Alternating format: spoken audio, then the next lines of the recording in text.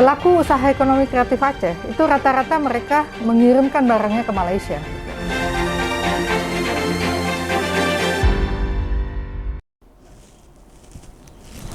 Assalamualaikum warahmatullahi wabarakatuh. Pemirsa PEHTEM dimanapun Anda berada, semoga yang pasti di tengah kondisi pandemi seperti ini selalu sehat dan tetap jaga protokol kesehatan. Dan hari ini kondisinya agak berbeda, Pak Haji. Saya mohon izin hari ini bersama saya Indah Rastikasari, kita akan membahas mengenai tema pariwisata. Dan sudah hadir di PEHTEM kali ini Ibu Iliza Sa'aduddin Jamal. Beliau merupakan anggota Komisi 10 DPR RI fraksi Partai Persatuan Pembangunan, mantan Wali Kota Banda Aceh. Bunda Eli, sapaan akrab beliau. Assalamualaikum. Waalaikumsalam warahmatullahi wabarakatuh. Sehat Ini Bunda? harus pakai masker atau boleh buka? Gimana Bunda nyamannya? Baiknya pakai aja.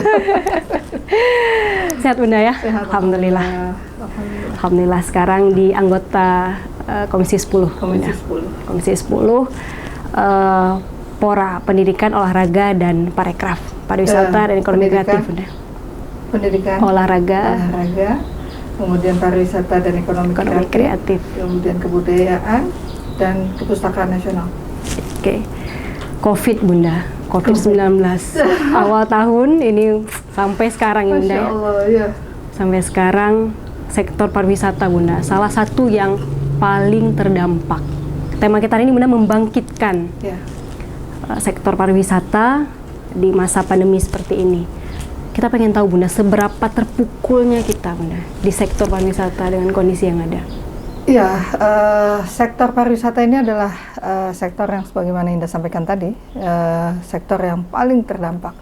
Jadi ketika bicara pariwisata, bicara multiplier effects. Jadi ketika keterpurukan itu ke pariwisata, itu efek selainnya juga ikut terimbas gitu ya. Ada para pelaku ekonomi kreatif, para usahawan di bidang makanan ya. Karena hotel. Ketika pariwisata tidak hidup, hotel tutup, restoran, kemudian juga tempat-tempat destinasi yang ada, pegawai dirumahkan dan sebagainya. Dan mereka para petani, katakanlah kami kemarin berkunjung dengan Mas Menteri ya, Mas Tama ke Bali.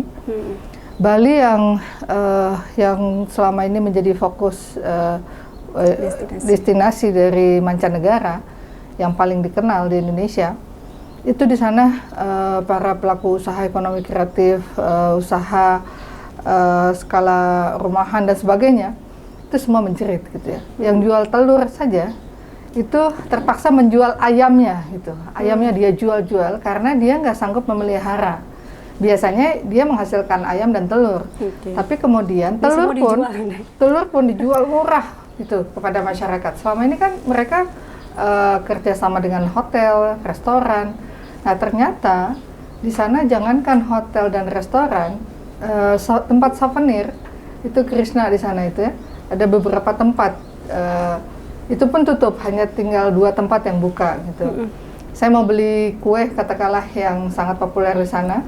Nah itu juga mereka menyiapkan juga tidak dalam skala yang besar itu. Jadi kita datang pun ya kalau jam 5 udah tutup by semua. Order juga. By order. Nah bayangkan kondisi seperti itu terdampaknya sangat luar biasa Bali. Karena ternyata ketika diberikan ruang dan kesempatan untuk dibuka, hasil survei yang dilakukan, ternyata yang terdampak terhadap penyebaran virus lebih besar daripada masuknya Wisnus atau Wisman ke wilayah Bali. Jadi resiko tentang penyebaran COVID ini menjadi sesuatu yang sangat rentan kan ketika ini dibuka. Jadi serba salah gitu. Kita tetap harus optimis, kita tetap harus kreatif, kita tetap harus melakukan apa yang bisa kita lakukan. Kita harus bertahan. Tapi juga saat ini ya kesempatan kita untuk benar-benar mempublikasikan seberapa siapkah kita dalam menyambut tamu yang hadir gitu. Wisnus, baik Wisnus maupun Wisman. Karena CHSE, program dari Kementerian Kemenparekraf ini ya cleanliness, healthy, safety, and environmental. Ini sesuatu hal yang paling penting untuk diterapkan. Jadi kalau saya beberapa waktu yang lalu ada bawa program beberapa ya dari aspirasi kami, yaitu dengan program BISA. Jadi bersih, indah, sehat, dan aman, gitu ya. Bisa. Kita mendorong para pelaku usaha pariwisata dan ekonomi kreatif untuk mereka benar-benar tahu ini sosialisasi loh, Indonesia Care, Indonesia peduli, gitu ya. Jadi kalau nanti daerah sudah siap, nah disitulah ada perlunya publikasi, sosialisasi menggunakan influencer, para konten semuanya orang untuk bisa ayo promosikan wilayah kita. Nah, dengan persiapan protokol, katakanlah Bali, airportnya ternyata Masya Allah luar biasa. Itu kalau kita turun dari pesawat, kita turun tangga, biasanya kan tangga itu rentan juga ya, tempat yang biasa dipegang dan kemudian kita harus sterilisasi benar. Tapi ternyata itu sudah disterilisasi melalui UV gitu. Berarti lebih canggih. Lebih canggih kan? Ternyata Incheon dari China juga menduplikasi apa yang dipakai di Bali tersebut. Berarti duluan Bali kemudian diduplikasi ya. Kemudian toiletnya juga begitu kan, UV nggak bisa langsung kena orang gitu ya. Jadi sebelum orang masuk UV-nya hidup, orang masuk UV mati gitu. Nah ini lagi dibangun di Bali. Begitu juga tempat koper. Jadi koper kita itu semua sudah di UV. Begitu kita angkat itu udah steril. Jadi seberapa safety kah, seberapa baikkah pelayanan yang diberikan sehingga wisatawan itu akan pede lah ya, nyaman, merasa aman. Nah kalau kita bicara dengan travel agent saat ini, ya hampir rata-rata orang mau berwisata tidak lagi menggunakan dalam jumlah yang besar, berkelompok dan sebagainya, tapi lebih kepada skala personal, keluarga. Nah mereka akan cari di mana tempat yang benar-benar menerapkan protokol, kemudian tidak begitu ramai, kemudian alam terbuka dan sebagainya. Nah potensi itu ada juga di sini. Di Aceh gitu ya. Kalau tadi di Bali ya Bunda? Kalau tadi saya cerita Bali. Di Bali. Karena memang kalau kita bicara bagaimana mempercepat agar kita bisa announce, devisa kita bertambah gitu ya. Sekarang kan terpuruk sekali gitu. Jadi hilangnya pendapatan kita dari pariwisata dan pelaku ekonomi kreatif itu sangat besar. Berapa persen Bunda turunnya?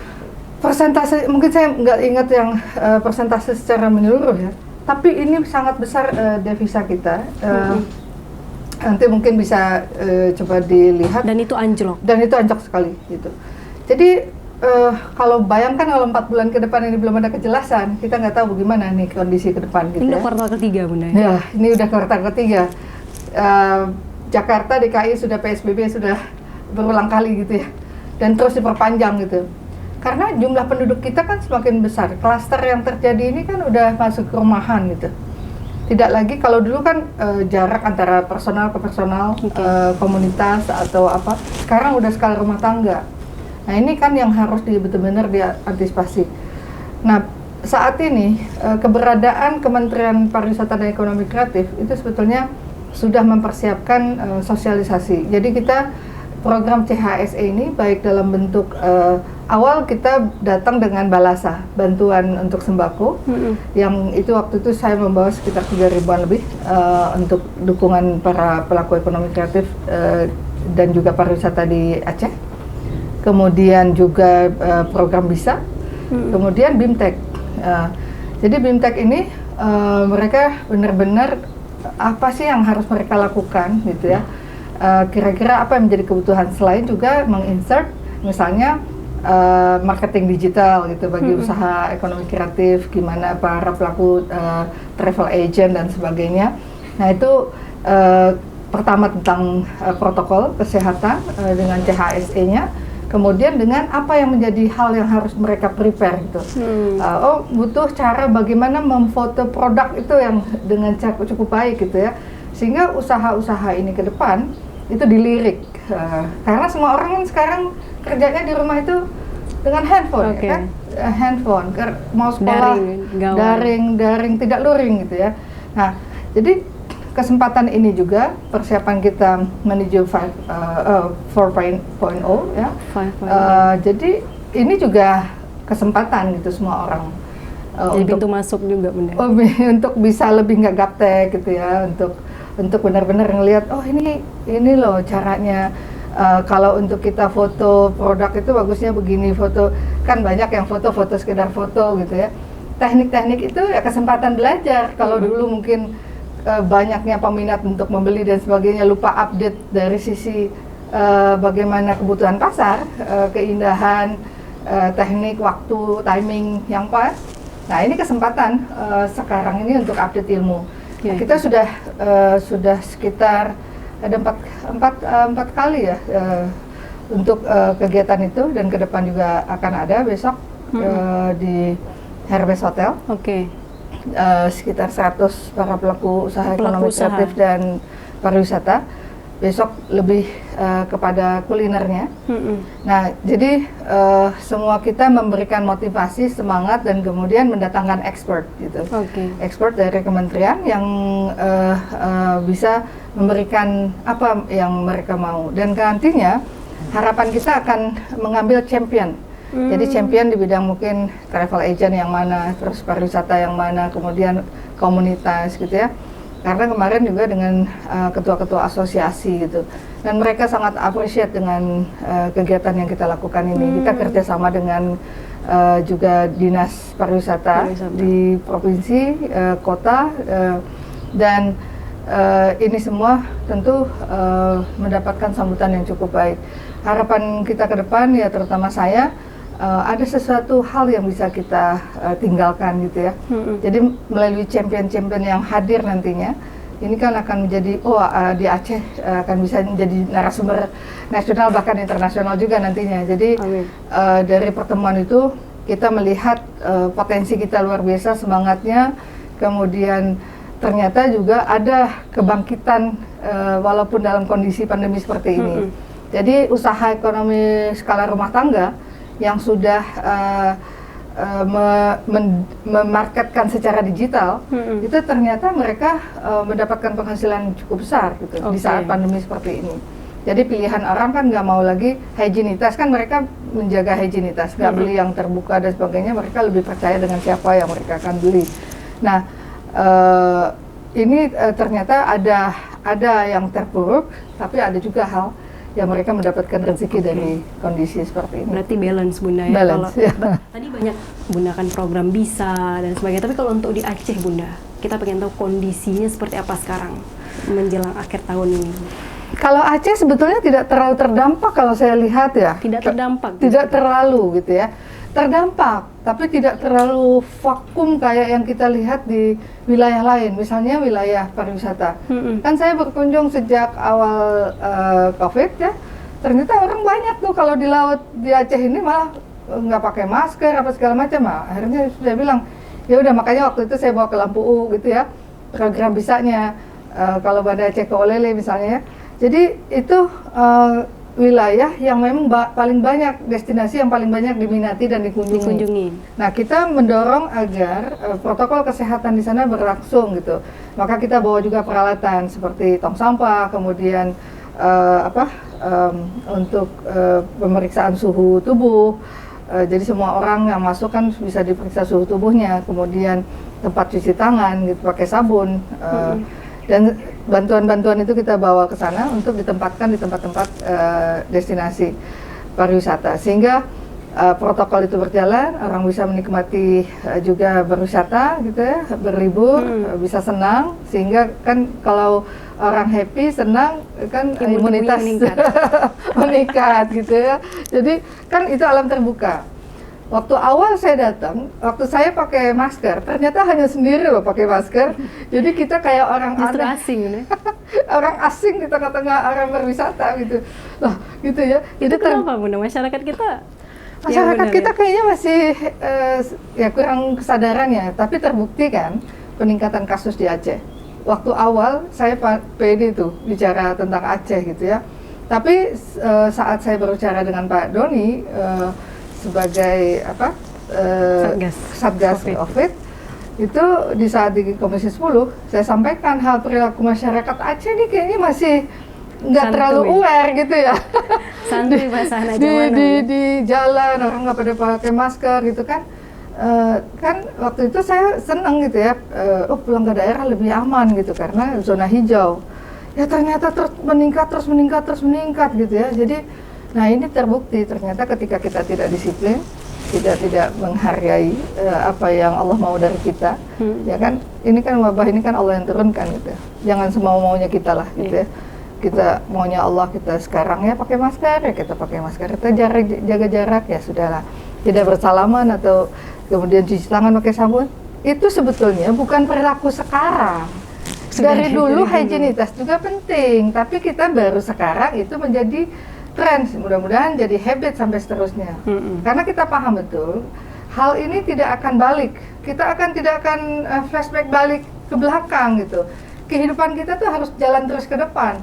Dan perilaku seperti ini akan terus bisa berlangsung gitu. Kita tetap harus jaga karena yang namanya bakteri, virus dan sebagainya kan tetap ada di lingkungan kita gitu. Walaupun ada yang terdampak cukup besar untuk kesehatan, ada yang mungkin sudah imunitas gitu ya. sudah imun, sudah kebal. Nah, inilah yang bangganya kita. Masyarakat Aceh itu terlihat optimisnya tinggi, semangatnya, partisipasi ya itu besar. Jadi kreativitas anak muda kelihatan gitu saat pandemi ini. Kita melihat bagaimana mereka melalui digitalisasi, promosi, segala macam, itu sekarang justru kelihatan tingkat kreativitas yang tinggi di kalangan anak muda yang luar biasa. Jadi ada plus, ada minus, sambil hikmah lah dalam kondisi seperti ini. Kita back ini Bunda, jadi pelaku pariwisata kita gimana Bunda lihat? Kalau misalkan di contohnya kawasan pantai misalkan, mungkin buat kita ya seperti Bunda katakan tadi, mungkin ada yang masih santai lah seperti itu. Ya itu juga balik lagi Bunda kan, mereka juga protokol kesehatan ya kadang juga lalai. Itu seperti apa yang Bunda lihat? Ya, yang penting begini, pemilik usaha itu senantiasa mengingatkan. Karena manusia ini makhluk khata' nisyan, kadang dia salah, kadang dia lupa, banyak lupanya kayaknya gitu, posisinya gitu. Salahnya juga banyak gitu ya. Sebetulnya khairun nas yanfa'uhum linnas. Jadi sebaik-baik manusia yang bermanfaat bagi orang lain gitu ya. Nah, seharusnya kalau ini mereka sadari, kita jangan menganggap diri kita ini, saya setelah swab pulang udah swab gitu kan. Merasa udah free gitu, nggak ada masalah. Ternyata saya ketemu sama orang yang dia adalah orang yang terdampak akibat penyebaran virus, kan nggak mustahil saya juga terdampak walaupun tadi udah swab gitu. Kita menganggap diri kita ini OTG gitu, sehingga kita nggak mau menyebarkan ke orang lain pun jangan menyebarkan ke kita kan gitu. Nah, perilaku seperti ini kita harus kekeh gitu. Gitu. Kalau kita yang sudah sadar harus kekeh, karena apa? Nanti akan bisa membangun kesadaran orang lain juga gitu. Kalau kita paham, kita tahu caranya, ya tentu kita akan memberikan dampak manfaat juga kan dengan cara seperti itu. Nah, perilaku yang datang berkunjung sejak awal mereka sudah diingatkan, kemudian dikasih tahu, di situ mungkin ada sosialisasi dan sebagainya. Paling tidak mereka akan bermain di lingkungan keluarganya. Misalnya mandi di pantai, grup yang akan itu ya di tempat yang mereka nyaman dengan keluarganya mungkin dan sebagainya, walaupun tidak menggunakan protokol, kan nggak mungkin mandi laut pakai masker itu kan ya. Jadi terus mereka tetap mandi, tapi kemudian di sana juga jaraknya tetap terjaga. Ya mudah-mudahan dengan adanya sosialisasi, dengan adanya komunikasi yang intens, dengan adanya regulasi, law enforcement itu seperti Kota Banda Aceh misalnya, wali kota sudah membuat penerapan protokol, buat punishment segala macam. Tapi persentase berapa yang ikut? Ya, ternyata ketika adanya regulasi, adanya law enforcement, itu masyarakat lebih patuh gitu daripada didenda, daripada dipermalukan, daripada segala macam lah gitu ya. Nah, maka ada banyak tahapan-tahapan ternyata yang dilalui, dan itu kita mengapresiasi itu gitu. Poin lain Bunda yang dilakukan oleh pemerintah untuk membantu paling tidak, tadi banyak sekali yang terdampak, ada yang dirumahkan bahkan khususnya, itu apa lagi Bunda selain tadi yang program kita sekarang cerita? Sedang sosialisasi anggaran 3,3 triliun ya untuk memberikan stimulan ya.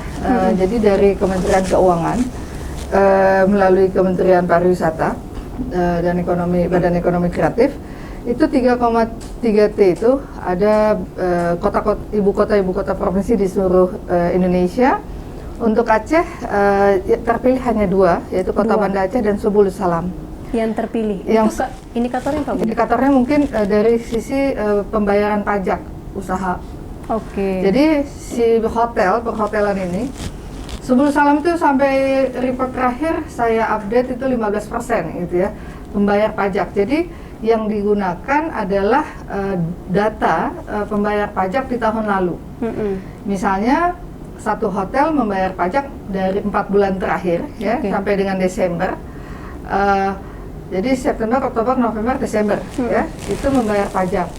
Nah, jumlah pajak yang dibayarkan kan kalau dihitung di tahun ini kecil sekali kan. Bahkan hotel tutup, nggak mungkin menggunakan data yang sekarang. Jadi menggunakan data yang tahun lalu. Tapi artinya dua kota ini patuh pajak. Patuh pajak, dianggap patuh pajak. Saya belum update berapa kota Banda Aceh, tapi yang baru mendapatkan laporan dari kementerian itu Subul Salam yang cukup bagus. Nah, dari pajak yang dibayarkan nanti dikembalikan 70% untuk si pemilik hotel.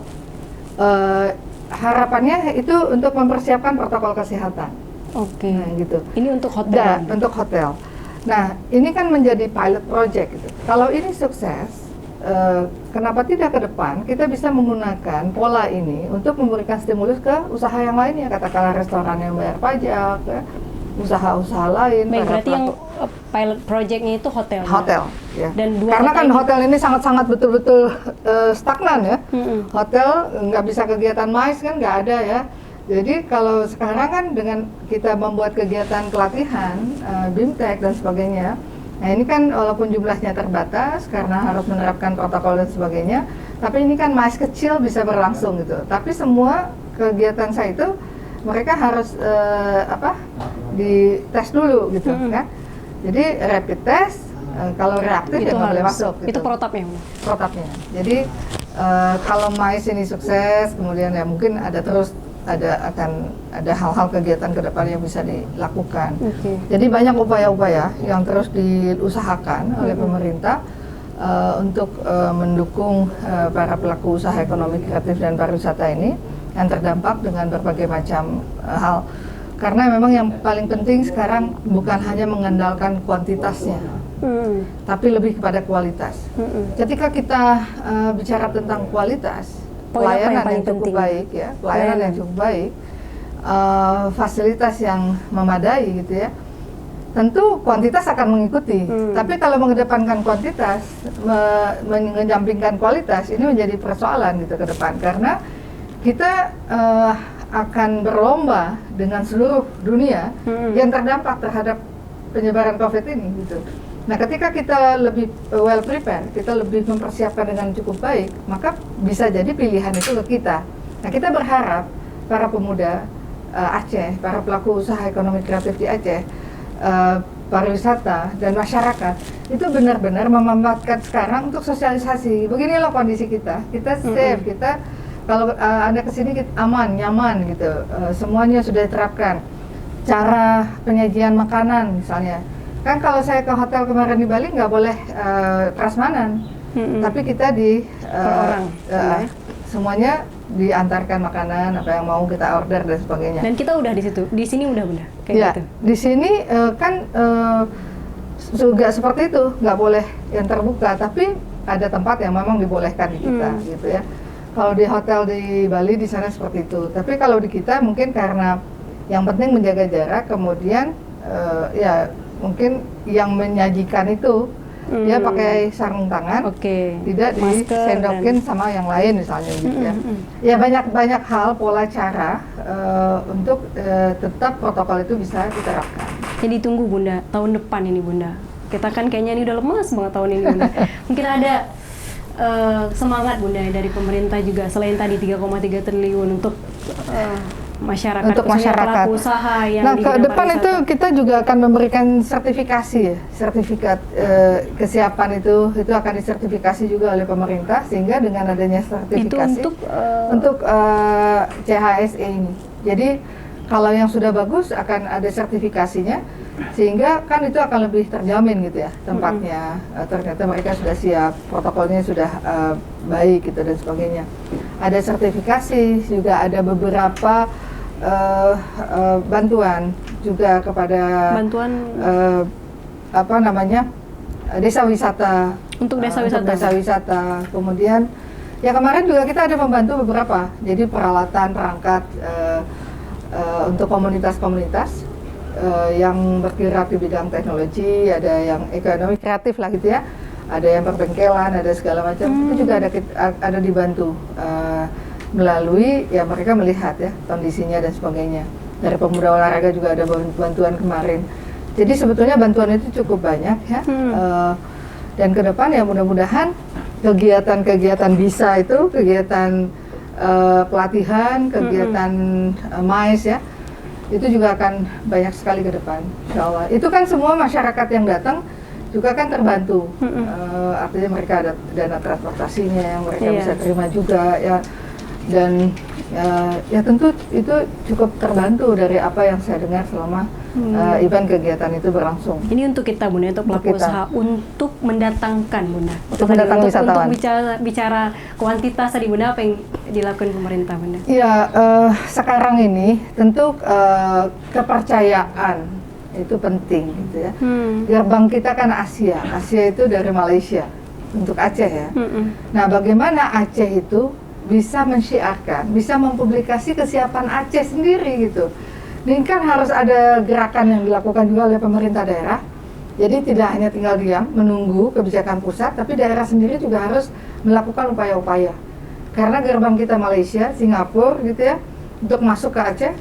Nah, kalau sekarang Malaysia alhamdulillah sudah mulai terbuka ya. Iya. Tapi hanya terbatas kepada para pengusaha, tapi dengan untuk bisnis Bunda. bisnis ya, pembisnis dan sebagainya. Protokolnya juga agak berat gitu ya. Yang mudah-mudahan dengan adanya keterbukaan sedikit pintu gerbang terbuka akan diikuti dengan keterbukaan yang lain. Karena apa? Pelaku usaha ekonomi kreatif Aceh itu rata-rata mereka mengirimkan barangnya ke Malaysia. Pasarnya di sana. Ya, kemarin kan kita banyak tuh para pelaku usaha ekonomi kreatif seperti ada Bawadi dan sebagainya, dan punya komunitas. Ya mereka selama ini ya stagnan gitu, nggak bisa. Karena apa? Nggak ada penerbangan. Nah, Indonesia ada berapa 59 negara gitu ya yang belum memperbolehkan Indonesia masuk ke sana. Dan masyarakatnya datang ke Indonesia, ini kan menjadi persoalan besar itu sebetulnya. Tapi kemudian ya kita kan nggak boleh berhenti sampai di sini, harus ada upaya usaha yang kita lakukan. Luar biasa Bunda ya, mudah-mudahan lancar Bunda. Amin, insya Allah. Mudah-mudahan harapan kita semua ini cepat selesai. Iya, insya Allah. Ekonomi Amin. bangkit lagi, pariwisata khususnya Amin, bisa insya kayak dulu Allah. lagi. Amin, amin, insya Allah. Amin, Bunda, ya thank you Rabbal banget untuk waktunya. terima Udah kasih closing banyak. Bunda ini. Waktunya terbatas sekali. Saran Bunda, harapan untuk dan apa yang Bunda mau sampaikan untuk closing statementnya, silahkan. Iya, dalam kondisi yang seperti ini tentu kita harus selalu optimis, harus selalu semangat, dan kemudian tidak hanya berdiam diri, tapi lakukan sesuatu walaupun itu kecil untuk kedepannya, gitu ya. Jadi kalau kita melihat gelas yang kosong atau setengah penuh atau setengah kosong, gitu ya, kita harus melihat itu setengah penuh. Artinya di dalam musibah pasti ada jalan yang Allah akan berikan yang lebih baik untuk kita. Jadi yakinlah, Aceh punya potensi luar biasa, anak Aceh juga hasil karyanya luar biasa. Potensi tidak cukup, tapi mungkin harus benar-benar diikuti dengan apa yang akan kita lakukan dalam potensi itu, maka akan turunnya dukungan dan bantuan untuk agar daerah kita menjadi daerah destinasi yang akan dipilih oleh para wisatawan, baik Wisnus maupun Wisma nantinya, insya Allah. Amin, insya Allah. Ibunda, Ibu Hajah Iliza Sadrin Jamal, terima kasih banyak untuk waktunya. Sama-sama. Terima kasih buat Anda pemirsa. Sampai jumpa lagi di podcast Pehtem berikutnya. Saya Indar Sikasari, pamit. Wassalamualaikum warahmatullahi wabarakatuh.